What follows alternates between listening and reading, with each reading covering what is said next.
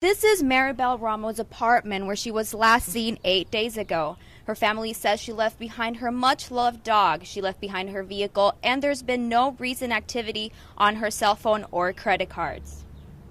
36살 마리벨 모스는 8년의 군복무를 마치고 경찰이 되기 위해 공부하고 있는 학생이었습니다. 2013년 5월 3일 그녀는 약속한 소프트볼 경기에 나타나지 않았습니다. 연락 없이 약속을 어기는 사람이 아니었기에 가족과 친구들은 그녀가 걱정이 되었습니다. 걱정하고 있던 마리벨의 룸메이트인 케이 씨는 경찰서에 실종 신고합니다. Orange Police Dispatcher Rose. Oh, this is not an emergency, and I have a roommate. She's 36 years old, and she didn't come home last night.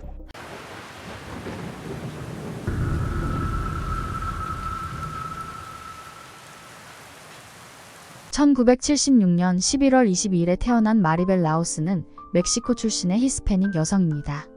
정이 많은 마리벨은 가족을 매우 아끼고 사랑했으며 처지가 딱한 사람들을 도와주는 동정심이 많은 사람이었습니다.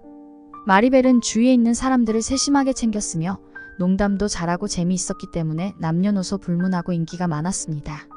그녀는 더 나은 미래를 위해 투자를 아끼지 않았고 끊임없이 노력하였습니다. 2000년 미군에 입대했으며 한국과 이라크에 배치되어 군 생활을 하다가 2008년 명예롭게 제대했습니다. 군대 제대 후 경찰이 되기로 결심하고 형사사법 학위를 따기 위해 학교로 돌아가서 공부를 했습니다. 캘리포니아 오렌지에 위치한 엄마가 살고 있는 아파트에 들어와서 칼스테이트 풀러튼 대학을 다니고 있었습니다. 하지만 안타깝게도 평소 지병이 있던 그녀의 엄마는 2009년 갑자기 세상을 떠났습니다. 혼자 아파트에 살게 된 마리텔은 공부를 하고 있었기 때문에 돈을 많이 벌 수 없었으므로 월세며 각종 고지서를 감당하기 힘들었습니다. 경제적으로 부담을 느끼고 있는 마리벨에게 여동생 루체라는 룸메이트를 구하는 것은 어떠냐며 해결 방법을 내놓았습니다. 동생의 말대로 룸메이트를 구해 렌트비를 나눠내는 것이 최선의 방법이라고 생각한 마리벨은 즉시 크레이그리스트에 룸메이트 구인 광고를 올렸습니다. 그리고 얼마 후 방을 찾고 있다는 케이시 조이라는 남성한테 메시지가 왔습니다. 케이시 조이는 55세 한국계 미국인으로 테네시주 녹스빌 출신입니다. 그리고 그의 한국 이름은 최광철입니다. 헌팅턴 비치 근처로 일자리를 알아보고 있으며 현재는 무직이지만 저축한 돈이 있기 때문에 렌트비는 늦지 않게 제때 낼 수 있다고 합니다. 미혼남으로 작은 요키 강아지를 키우고 있고 부엌 이용 가능한 방 하나를 찾고 있으며 청소하는 것을 좋아하고 비흡연자라고 자신을 소개합니다. 마리벨은 남자라서 좀 망설여지긴 했지만 동생 루체라와 함께 그를 만나보고 결정하기로 합니다. 막상 케이씨를 만나보니 성숙하고 책임감 있는 사람으로 보였으며 루체라도 완벽한 룸메이트로 보인다고 말해서 그와 같이 살기로 결정했습니다. 무엇보다 한국에서 군 생활을 했었던 마리벨은 한국 사람들에게 좋은 인상을 가지고 있었기 때문에 그를 룸메이트로 받아들였습니다. 집에 입주한 케이씨는 약속한 대로 렌트비도 꼬박꼬박 제 날짜에 맞춰서 잘 냈으며 그의 방에서 강아지와 조용히 지냈습니다. 둘 다 애완견을 키우고 있었기 때문에 같이 산책도 나가고 저녁도 해먹으면서 좋은 친구가 되었습니다. 마리벨은 매우 사교적이었으며 캘리포니아에 친구들과 가족들이 많이 살고 있었고 정기적으로 참석할 모임들이 많았습니다. 하지만 친구가 많이 없던 케이씨는 거의 집에만 있었고 그 모습이 안쓰러웠던 마리텔은 어느 순간부터 그를 데리고 그녀의 가족 또는 친구 모임에 나가기 시작하였습니다. 마리텔의 가족과 친구들은 그를 항상 행사나 파티에 초대하였고 반겨주었습니다. 특히 마리텔 동생 루체라는 그를 따뜻하고 친절하게 대했습니다. 이렇게 마리벨과 케이씨는 서로를 베스트 프렌드라고 부르며 4년을 아무 문제 없이 룸메이트로 살았습니다. 항상 혼자 외롭게 살고 있었던 케이씨는 재미있고 따뜻한 마리텔과 같이 사는 게 행복했습니다. 영원히 이렇게 그녀와 살고 싶다는 생각까지 들었습니다. 마리벨을 친구로서 좋아했던 마음은 점점 커져서 사랑으로 변하고 있었습니다.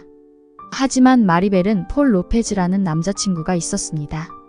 케이씨는 남자친구 폴보다 자기가 마리텔과 더 어울리며 더 잘 맞는다고 생각을 하기 시작했습니다. 케이씨의 마음은 질투심과 그녀에 대한 집착으로 불타오르고 있었습니다. 케이씨는 용기를 내서 마리벨에게 사랑 고백을 합니다. 그는 그녀와 가정을 꾸려서 지금처럼 서로 위하며 행복하게 살고 싶다고 말했습니다. 불행하게도 케이씨는 마리벨에게 친한 친구 그 이상 그 이하도 아니었습니다. 무엇보다도 19살 많은 케이씨에게 이성적인 감정을 느낀 적이 없었습니다. 그녀는 정중하게 그의 고백을 거절했습니다. 마리벨이 고백을 받아줄 거라고 착각했던 케이씨는 충격과 슬픔에 빠집니다. 하지만 포기하지 않고 평소에 자기를 좋게 보고 있던 루체라에게 찾아가서 언니와 잘 될 수 있게 도와달라고 부탁합니다. 기꺼이 자기 편이 되어서 도와줄 거라고 생각했던 루체라의 반응은 기대와 너무 달랐습니다. 55살 케이씨가 19살 어린 언니에게 감히 그런 감정을 가질 거라고 상상도 하지 못했던 루체라는 당황했습니다. 그리고 난처해진 루체라는 케이씨에게 그는 언니가 이성적으로 원하는 남자 스타일도 아닐 뿐더러 나이 차이가 너무 많이 나기 때문에 연인관계가 되기는 힘들 거라며 조심스럽게 반대 입장을 표현했습니다. 자기를 좋아해서 기꺼이 도와줄 거라고 믿었던 루체라의 반응에 케이씨는 많이 실망하고 배신감마저 들었습니다. 거절한 후 케이씨와 마리벨은 어색한 사이가 되었습니다. 마리벨은 그와 같은 공간에서 살기가 힘들 것 같다는 생각이 들었습니다. 하지만 며칠 후 케이씨는 계속 좋은 친구 사이로 지내자고 말해서 마리벨을 안심시켰습니다. 마리벨은 아무 일도 없었던 것처럼 예전같이 그를 대하려고 노력했습니다.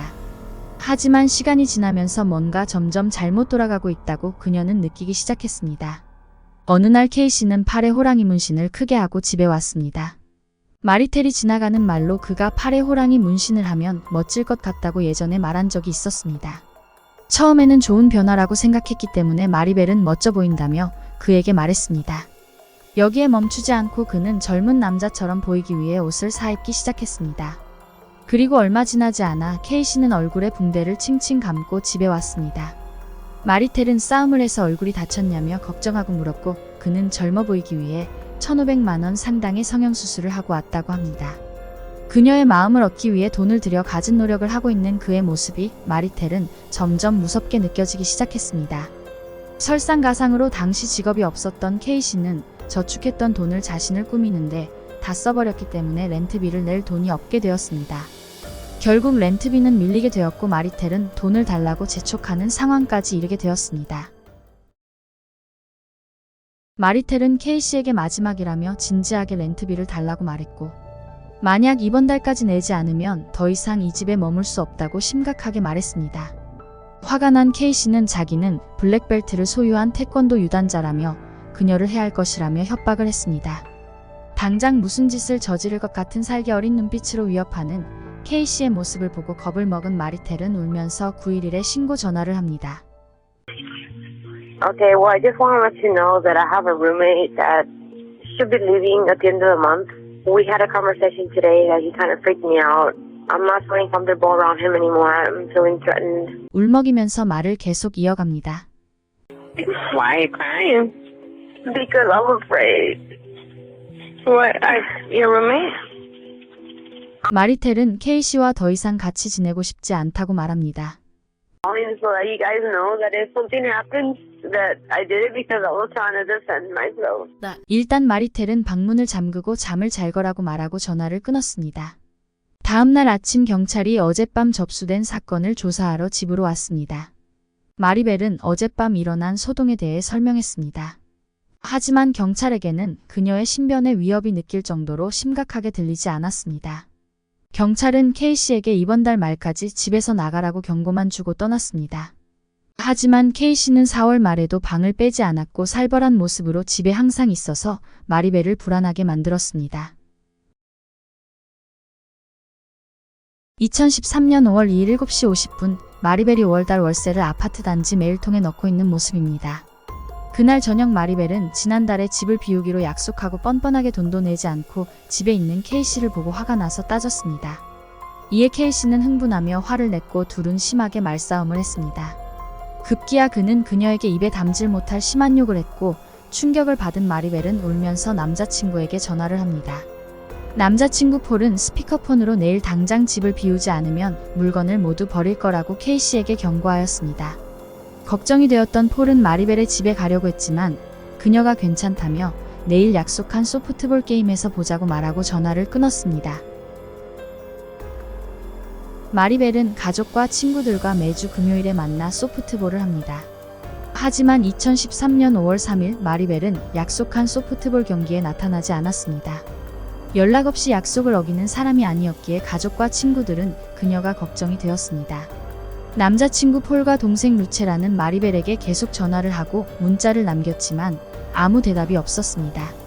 그리고 루체라는 마리벨이 집에 안 들어오고 연락이 없어서 경찰에 신고했다는 K씨의 문자를 받았습니다. Orange Police Dispatcher Rose. Oh, this is not an emergency, and I have a roommate. She's 36 years old, and she didn't come home last night. 911은 너무 일찍 실종 신고를 했다며 조금만 더 기다려보라고 말했습니다. 불안한 생각이 든 가족과 친구들은 그녀의 집에 갔습니다. 집 앞에 주차되어 있는 마리벨의 차를 보고 그녀가 집에 있을 거라고 생각했습니다. 하지만 아무리 초인종을 누르고 문을 두드려도 아무런 대답이 없습니다. 루체라는 K씨에게 전화를 했지만 그도 역시 전화를 받지 않았습니다. 그 누구도 마리벨의 행방을 알지 못했고 그녀에게 안 좋은 일이 생긴 것 같은 불안한 예감이 들었습니다. 그들은 경찰에 신고를 해서 사정을 얘기했습니다. 도착한 경찰은 강제로 문을 열어 마리벨의 집에 들어갔습니다. 그녀의 방은 불이 켜져 있었고 K씨는 집에 없었습니다. K씨가 아파트 밖에서 그의 차에 앉아 쌍안경으로 상황을 지켜보고 있다가 결국 집으로 들어왔습니다. 그를 조사하기 위해서 경찰서로 데리고 갔습니다. 왜 밖에서 쌍안경으로 보고 있었냐는 질문에 그는 이렇게 대답했습니다. K씨는 늦은 밤에 나간 마리벨이 다음 날에도 돌아오지 않았다고 진술했습니다. 한편 가족들은 마리벨의 실종을 알리기 위해 전단지를 만들었습니다. 그리고 각종 뉴스와 신문사는 그녀의 실종을 대대적으로 보도하였습니다. 경찰은 집을 샅샅이 수색했지만 어떠한 단서도 찾을 수가 없었습니다. 마리벨의 가족과 친구들은 경찰서에서 조사를 받았습니다. 남자친구 폴은 마리벨과 그녀가 잠자리에 들기 전까지 통화를 했다고 말했습니다. 그날 밤 그녀는 룸메이트인 K씨와 심하게 말다툼을 한 후 울고 있었고 K씨에게 다음 날까지 방을 빼라고 했기 때문에 서로 감정이 안 좋았다며 K씨가 매우 의심스럽다고 폴은 수사관에게 강조하였습니다. K씨 조이는 유력한 용의자로 조사를 받게 되었습니다. K씨는 밀린 월세 문제로 마리벨과 싸웠고 화가 난 그녀는 밤 늦게 나가서 집에 돌아오지 않았다고 말했습니다.